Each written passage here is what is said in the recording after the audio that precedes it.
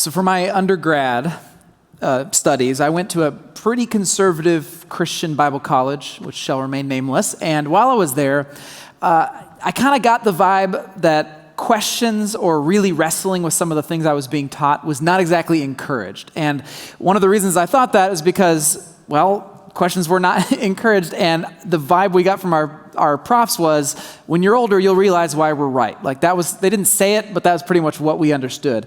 And never was that more clear to me than when, in my junior year, I started really wrestling with one of the doctrines that the school was really expecting us to believe, and I'm a skeptical person, so I don't want to just take things at face value. And I was really wrestling with some of the things they were saying about this one particular doctrine. I told one of my friends on my floor, I said, man, I'm really struggling with this. Well, he was the TA, the teacher's assistant, for the head of the Bible department, this professor. And so he went to this professor and said, my friend is struggling with this doctrine. How do I help him? Or how do I fix him? I don't know exactly how he put it. And this professor said, well, what's his major? My friend said, well, he's a Bible major. And the guy said, well, what's his name? I need to know if he's in my department. So he told him my name, called me into his office, the professor did, and sat me down and said, look, Barry, when you graduate, you're going to have to sign a document that says you believe this thing. And so if you don't fix it right now and start believing this thing, and you sign that thing, you're going to be lying, and I'll know. You might lie to everyone else, but I'll know. Wow, okay. So I got the message loud and clear, right? Shape up or ship out. And guess which one I chose to do? I shipped out, that's right. I ended up going back like years later and graduating, but my word, that was not the only reason, but I went into a period of real darkness in my life. Like I was very low, and I pretty much had the spark for ministry practically stamped out in my life at that point. Not entirely because of that professor, but I'll tell you what, he did not help. Okay? That was my experience with dogmatism in the church, and that is the topic of what we are talking about today. We're in the final week of our series, The Credibility Gap. We're looking at perceptions that people outside the church, or even some who are inside the church who maybe are questioning or starting to drift away, perceptions that people have of Christians. What do they think? What do they feel about us? And how is that creating a credibility gap between where they are and even wanting to know anything about Jesus in a way that could change them? These are perceptions like hypocrisy or judgmentalism or harmful theology. We've been talking about these week after week. And frankly, I'm really encouraged at the responses that we've received from this series. I've gotten so many great emails from you, folks saying things like, this has been my experience, or my nephew or my uncle or whoever, this is what they struggle with. And so it's been so cool to see how this series has really touched a nerve in a positive way and driven us to some really encouraging outcomes. Well, today, like I said, we're talking about the perception that Christians are or can be seen as dogmatic. And this is a very common thing I hear. It's something you just look online, you're going to see this guaranteed. Christians are perceived as closed-minded, or unwilling to reason, or irrational, or anti-intellectual. These are the kinds of things people believe. People feel that the attitude of my college professor, that whole shape up or ship out mentality, that's just how Christians are. That's how we think. It's par for the course in the church. Like we know that we're right, and if you don't believe that or you disagree with me, well then you're wrong. And that's basically how it goes. Now, as with every week in this series, I just want to remind us, the point of this is not to point the finger at other churches or other individuals. And as I was saying that last night, I realized, you know what I just did to start this sermon is I was pointing the finger at my professor. So maybe I'm hypocritical, which then makes me think, wait, all of a sudden is the entire series crashing down around me? But whatever. You get my point. I apologize for that. The point of this whole series is not to criticize other people, to point out other churches, other people who are doing it wrong. What I really want us to do is to look in the mirror and ask the question, how do we do better? You, me, Grace Church, how do we do better to help close the credibility gap? Because again, we want people to know the love of Jesus. And if there's something standing in the way of that, then what are we going to do to make that better? Okay? So that's what we're doing here. How can we close the credibility gap when it comes to a perception of being dogmatic? So to do that, I want to look at a letter that the Apostle Paul wrote to the church in Colossae. So we're going to go look at the letter of Colossians. And so go ahead and grab a Bible. And while you're doing that, I just want to take a moment to greet all of you who are watching online right now. I love you. I hope you're having a wonderful, wonderful Sunday. If you're watching this in the future, maybe you're from our Fishers campus or you're watching online on YouTube or something, hello. I love you too. And if you are in this room, especially if you are from our North Indy campus, I just want you to know how much I love you, how much I'm grateful that you are here, and just thank you for being a part of our family. So spreading a little love, that's what the whole Bible's all about. So why don't we go ahead and look at some of what Paul has to say. Okay. So we're going to look at Colossians starting in verse 3. Now this letter was written by Paul and his protege Timothy. And well, I'll just read some of this and we'll talk about how this has to do with the way that Paul wants his readers to approach faith. Here's how he starts his letter in verse 3. He says, "We always pray for you, and we give thanks to God, the Father of our Lord Jesus Christ, for we have heard of your faith in Christ Jesus and your love for all of God's people, which come from your confident hope of what God has reserved for you in heaven. You've had this expectation ever since you first heard the truth of the good news. This same good news that came to you is going out all over the world. It's bearing fruit everywhere by changing lives, just as it has changed your lives from the day you first heard and understood the truth about God's wonderful grace." Okay, so in verse 3, Paul describes the belief system of the Colossians. He paints the picture as this: faith in Jesus Christ and love for God's people. Both of those things come from their confident hope of what's being stored up for them in heaven. So what is stored up for them in heaven? What does he mean by that? Well, what he's talking about is that this hope that God is in the process of restoring the world, that Jesus Christ is the king of a new kind of kingdom. Because he died, because he rose again, he is now coming to make all things new. He's coming from heaven to restore creation, and we get to participate in that restoration. That right there, that is the gospel message. That is the good news. And according to Paul, we Christians should be confident in it. We can have confident hope that that is what is happening. So, okay, pause. What does that have to do with the credibility gap? Because if we believe the gospel and other people don't, isn't that just kind of how it goes? I mean, we're not going to see eye to eye with people because it's a matter of belief. Well, yes, that's true, because there is always going to be a faith gap that people are going to have to cross if they want to believe in Jesus. A faith gap. Like an example, we believe in an invisible God. If someone does not believe in an invisible God, they're going to have to make a leap of faith to believe in an invisible God. Okay, that's the faith gap. But there's another gap, and it's the credibility gap that might keep people from getting to that point. And here's what I want you to hear. I believe the credibility gap, it grows not necessarily from what we believe, but from how we believe it. From how we believe it. Let me explain what I mean. It can grow, the credibility gap can grow because of how we hold this confident hope that we have. Look at verse 9, look at what Paul says here, and I'll explain more. Paul goes on, he says, "So we've not stopped praying for you since we first heard about you. We ask God to give you complete knowledge of his will and to give you spiritual wisdom and understanding. Then the way you live will always honor and please the Lord, and your lives will produce every kind of good fruit. All the while, you will grow as you learn to know God better and better." He says, all the while, you will grow. You will grow. This is the key, because he's already said the Colossian church has faith, right? They have confident hope, but they don't yet have complete knowledge of God. You see what's happening here? Paul's already explained. He's like, look, we know that you have confident hope, right? You've got the faith. Our prayer is that faith would grow, that your knowledge of God, like branches on a tree, that's the analogy he uses, would spread out and fill in and grow stronger, that your spiritual wisdom and understanding would put down roots, that you'll bear fruit in the way that you live because of that growth. What Paul is saying is that essentially believing in Jesus, having confident hope in the gospel message, it's like a sapling fruit tree being planted in the ground for the first time. It's an amazing first step. It's great that it's planted in the ground, but the point is not to be planted. The point is to bear fruit, and that takes time. The tree has to grow. Surrendering your life to Jesus, in other words, it's not the ending point of belief. It's the start. It's the beginning. It's the foundation from which the rest of our understanding of God and the world and Jesus grows out of.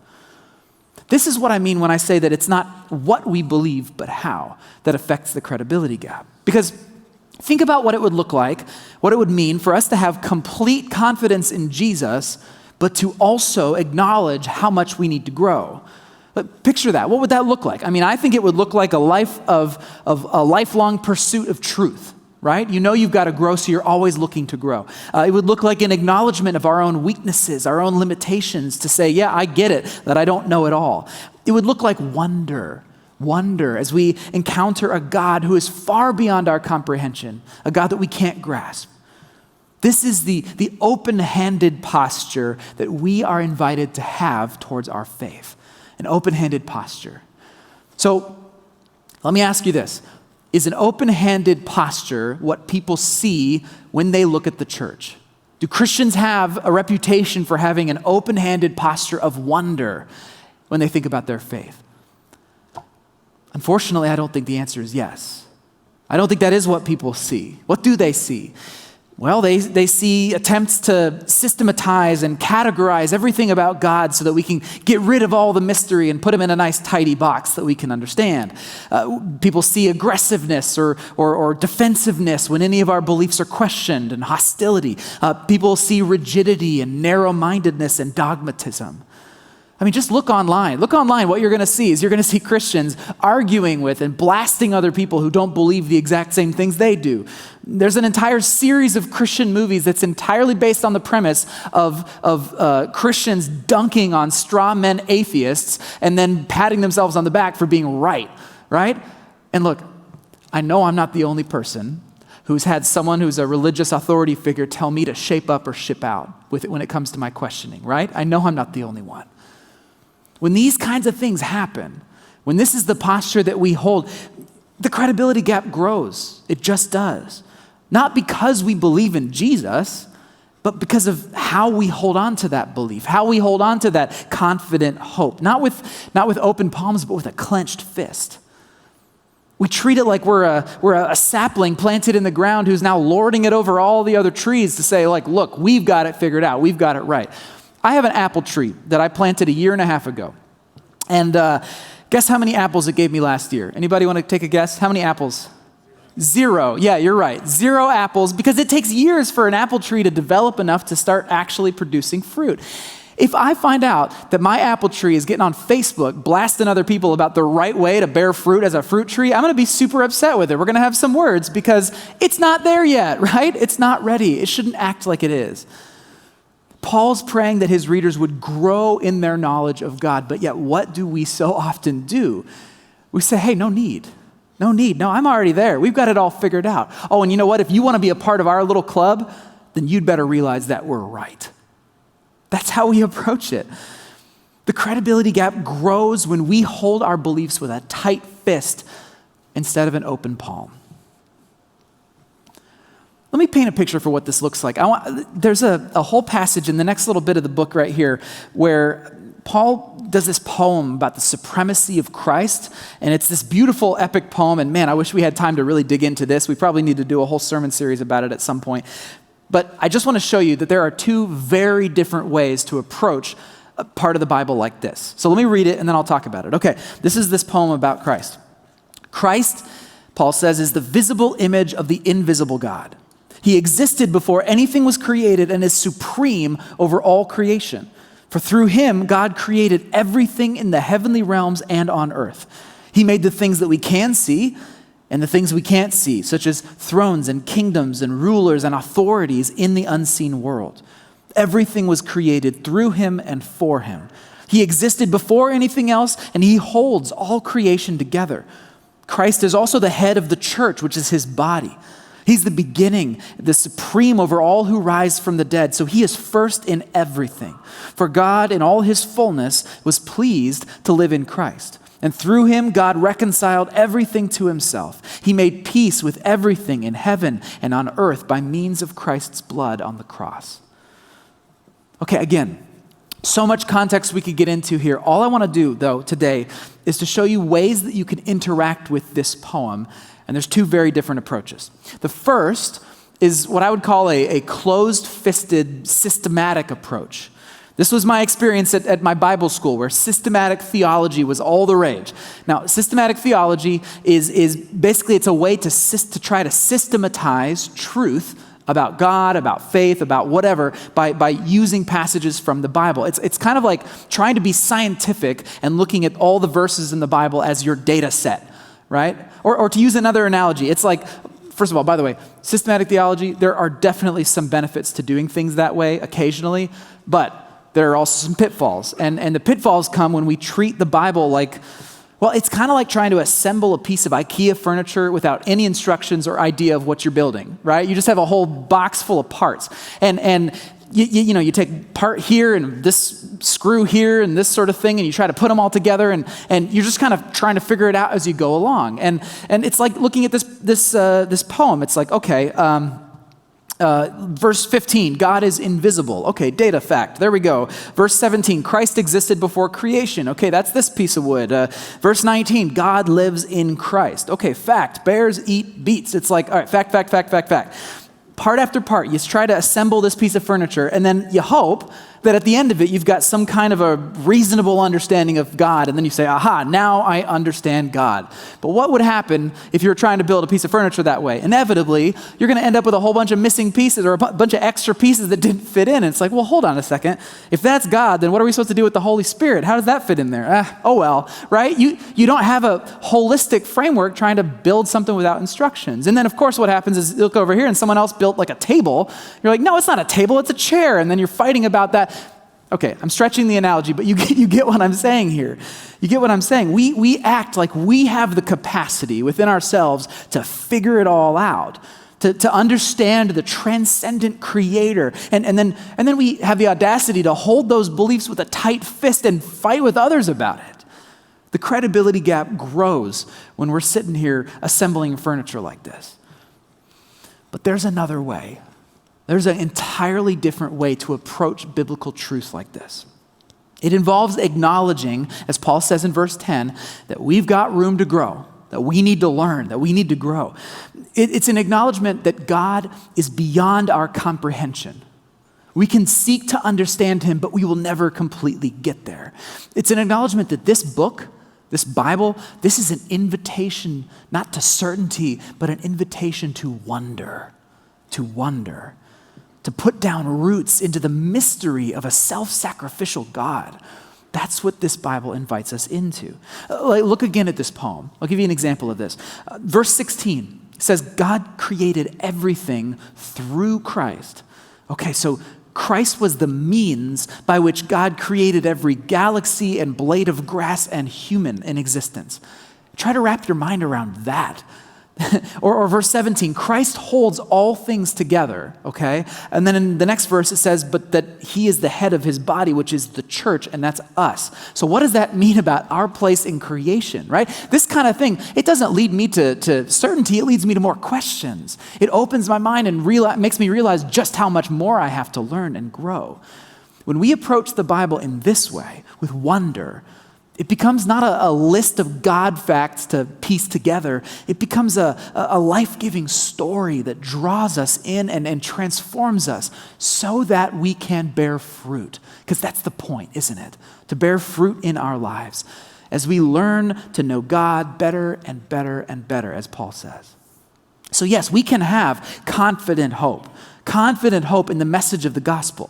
We can have hope that everything that Christ said is true and that we can experience the restoration of God. But that hope, that's just the beginning of our journey. That journey of understanding this wildly loving, universe-creating, eternal God. And I'm convinced that if that is the approach we have towards truth, with an open-handed posture towards what we learn about our faith, about God, if we have that open-handed posture, that is how we begin to close the credibility gap with those around us who don't believe. If people think Christians are dogmatic or closed-minded or unwilling to reason, we can show them another way. We can. It all has to do with how we hold our faith. So let's get practical. Let's talk about what this looks like. I've talked a lot about, apple trees and IKEA furniture. What are we actually talking here? How do you live differently? Well, here's what I want to do. To try to make this practical, I want to introduce to you 3 phrases that you can teach yourself to say about your faith that I believe will help to close the credibility gap. You teach yourself to say these things regularly, and it will close the credibility gap for some. So let's talk about this. The first phrase is this. Teach yourself to say, I could be wrong. I could be wrong. Like, we're in a time right now of great disillusionment and distaste within the church or outside of the church. If we can learn to honestly say this simple phrase, it will speak volumes to our skeptical friends and family members.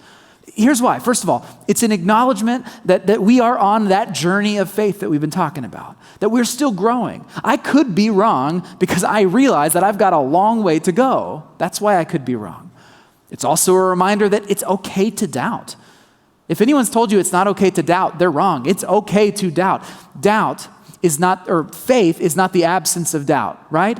It's what we choose to do in the presence of our doubt. That's what faith is. So yeah, I could be wrong, but I choose to believe. And here's why, right? That's what I could be wrong does as well. Also, it's a great way to talk about your own story of faith. I could be wrong, but let me tell you, here's what I've experienced in Jesus. Here's what I've learned. Here's how I've changed. You see, it's an introduction to your own story, not from a place of let me tell you why you're wrong, but let me tell you how I've changed. I could be wrong. And I know there's some anxiety talking this way for some of you, because it's easy to think that if we don't hold our faith with rigid, unmoving certainty, then it's all going to collapse around us. But I believe the exact opposite is actually true. Our faith grows stronger when we acknowledge our limitations because it drives us to further growth. Think about this. Let me go back to the apple tree analogy. Which of these 2 trees do you think is going to be the one that really grows the strongest? One that's grown inside a nice, safe greenhouse, or one that is outside in the rain and the wind and the storms? Which one's going to be stronger? Yeah, the one that's outside, that's forced to engage with the winds of this world. So saying I could be wrong, I believe leads to further growth, not to risk at your faith. And let me tell you this, and this is the thing that I think is the most important for us to understand. If you're willing to say, I could be wrong, as you think about your faith, I'll tell you what you're not going to do. You are not going to be bashing people over the head with your beliefs. You're not going to be telling people to shape up or ship out. And you're not going to be trying to debate people into following Jesus, because you're holding your faith with an open palm. I could be wrong.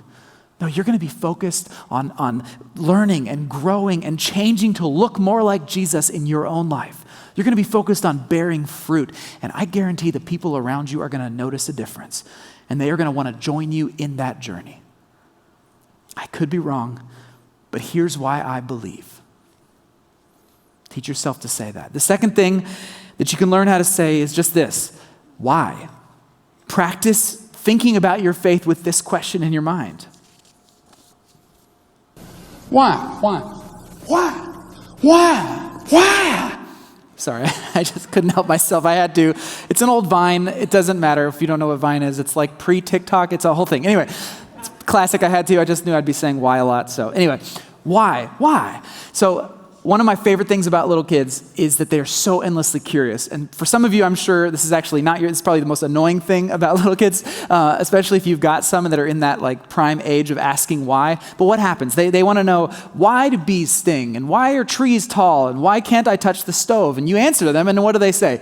Yeah, but why? And then it's like another why and another why. And anytime I get caught in like a why spiral with a kid, I always try to see how far I can go, because I really want to try to answer their questions. And inevitably, because I'm such a nerd, I always end up with, because he's a God of love. And it always ends there, no matter where we start. Anyway, so why? We could ask that question of our faith and bring some curiosity into the way we approach things. Not just accepting pat answers, but actually digging in.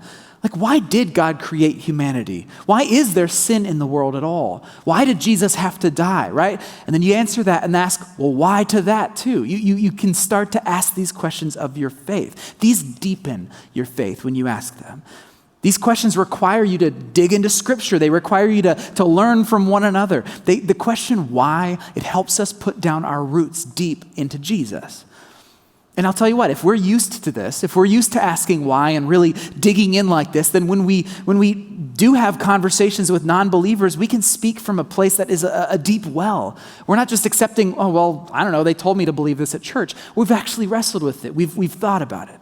And when they start asking why, and you don't know the answer, well, you're going to be really good at knowing what to say. I don't know. Let's go find out together. Right? This is what this open-handed posture can do. It will help you grow if you let curiosity drive you in your faith. So, I could be wrong. Why? And finally, tell me more. Tell me more. One of the reasons that people criticize Christians for being dogmatic is that we are seen as unwilling or even afraid to be exposed to other viewpoints. Right? This is the reason my college professor didn't sit me down and have a conversation with me about my struggles, that he just went scorched earth on me. Because he's afraid if I risk thinking too much about these other things, that somehow my whole faith is going to collapse. We treat our faith like it's a super fragile thing. We're worried that it may not be able to stand up to honest questioning. But come on. We say that we believe that the God of the universe has revealed himself to us, that we are currently being transformed by the love of Jesus. We can have confident hope in those things and still ask good questions and still hear what other people think and hear other people's opinions. We can ask people to tell us more when we're talking with them and hear why they believe what they believe. It may very well help us grow, because why? We don't know it all. We could be wrong, and it's good to hear what other people think. But here's what I'll say. I know some of you that may be kind of scary to think about doing this, to opening yourself up to wondering what other people think. If you come across something that you find is just too crazy or too intense, or you find yourself starting to see your own faith being dismantled or whatever, if that starts to happen to you, do one of two things. Talk to your spiritual family about it. This is why we try to be intergenerational here at Grace Church, so that we have people who've asked the questions and are in relationship with one another, or talk to me. Send me an email. Honestly, I'm not that busy. Like, I am very busy, but please send me an email, because this is the kind of thing that's more important to me than just about anything. I'm a very skeptical person, and I don't take things at face value. I need to understand why, and so email me, and I'll tell you how I've wrestled through some of the things that you may be wrestling with, okay? We'll talk about it. My faith right now, I would say, is probably stronger than it's ever been, and yet I'm asking bigger and bigger questions about faith than I ever have. So it's okay. It's okay. All I'm saying is this: hold your faith with open palms, not clenched fists.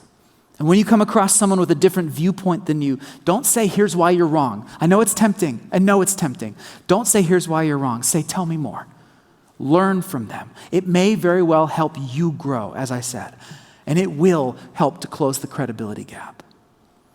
If we approach others with a genuine desire to listen and to learn, not only will our own faith get stronger, but we may very well alter someone's opinion about the church, and that could lead to their transformation.